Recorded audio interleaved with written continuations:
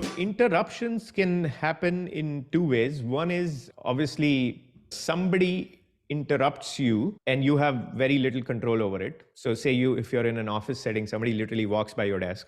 You can't quite control it. But there is another type of interruption that happens because we're opening ourselves to interruption. So that's the part you can control. What I generally suggest is focus on that part.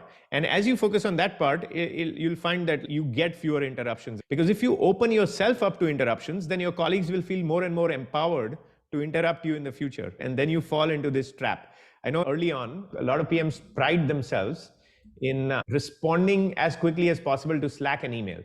At Google, one of our very senior leaders, early Google PM, when Google had a few hundred PMs, or maybe 500, 600 PMs.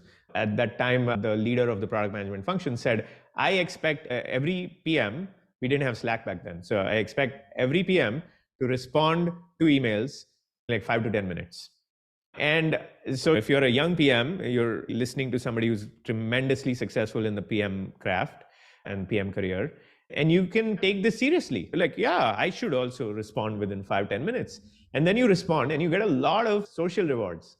Your teammates are like, oh, Bob is great or Alice is great, responds within 5 minutes. It's amazing. I think it is a good strategy, except it's a good strategy early in your career. The problem is once it becomes a habit, we start doing it mid-career and late career as well. And then it's actually not a very good idea because you're opening yourself up to interruptions that you need not. I just want to call out one specific trap that many people fall into.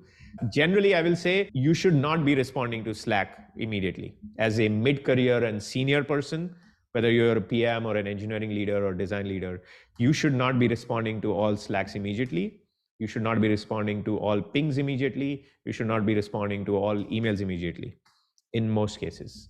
But you should be responding to some Slacks immediately. You should be responding to some emails immediately, which is why I covered some of the tips I did.